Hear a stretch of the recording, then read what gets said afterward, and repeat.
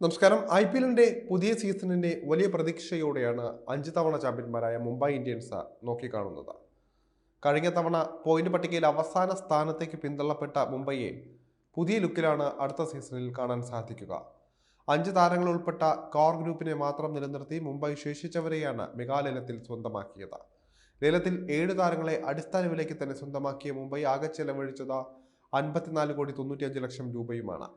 ദീർഘകാലമായി തങ്ങൾക്കൊപ്പമുണ്ടായിരുന്ന ഓപ്പണറും വിക്കറ്റ് കീപ്പറുമായ ഇഷാൻ കിഷനെ ലേലത്തിൽ തിരികെ കൊണ്ടുവരാൻ സാധിക്കാതെ പോയ മുംബൈ ഇന്ത്യൻസ് സച്ചിന്റെ മകനായ അർജുൻ ടെണ്ടുൽക്കറിനെ ഒരിക്കൽ കൂടി അടിസ്ഥാന വിലയ്ക്ക് സ്വന്തമാക്കുകയും ചെയ്തിരുന്നു. 2024ലെയും അടുത്ത സീസണിലെയും മുംബൈ ടീമുകൾ തമ്മിലുള്ള വ്യത്യാസങ്ങൾ എന്തൊക്കെയാണെന്ന് ഈ ഘട്ടത്തിലൊന്ന് പരിശോധിക്കാം. ട്രെന്റ് ബോൾട്ട, നമൻ ധീർ, അതുപോലെ തന്നെ റോബിൻ മിൽസ, കരൺ ശർമ്മ, റയൻ റിക്കറ്റൺ, അല്ല Ghazanfar, Will Jacks, Ashwani Kumar, Mitchell Santner, അതുപോലെ തന്നെ Reece Topley, Sreejith Krishnan, Raj Angad Bawa, Arjun Tendulkar, Satyanarayana Raju, Bevon Jacobs, Lizaad Williams, Vignesh Puthur എന്നിവരാണ് ലേലത്തിൽ മുംബൈ ഇന്ത്യൻസിനൊപ്പം ചേർന്നത്. ഇഷാൻ കിഷനെ ലേലത്തിൽ തിരികെ വാങ്ങാൻ മുംബൈ ഇന്ത്യൻസ് ശ്രമിച്ചിരുന്നതാണ്. പക്ഷേ വലിയ തുക അദ്ദേഹത്തിനായി മുടക്കാൻ അവർക്ക് സാധിക്കില്ലായിരുന്നു. 3,20,00,000 രൂപ വരെയാണ് ലേലത്തിൽ ഇഷാന് വേണ്ടി അവർ വിളിച്ചത്. തുടർന്ന് പിന്മാറുകയും ചെയ്തു.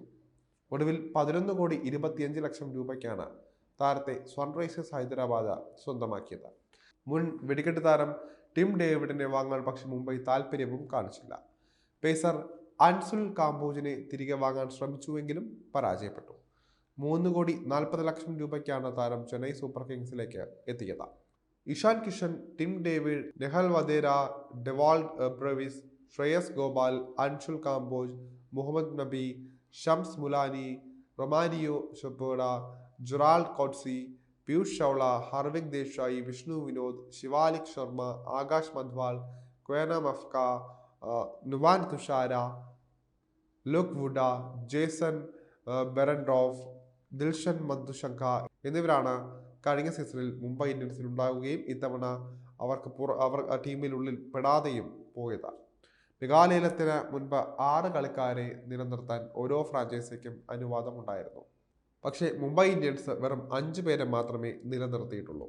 ക്യാപ്റ്റൻ ഹാർദിക് പാണ്ഡ്യയെ കൂടാതെ മുൻ നായകൻ രോഹിത് ശർമ്മ, സൂര്യകുമാർ യാദവ്, ജസ്പ്രീത് ബുംറ, തിലക് വർമ്മ എന്നിവരെയാണ് മുംബൈ ഒപ്പം കൂട്ടിയത്.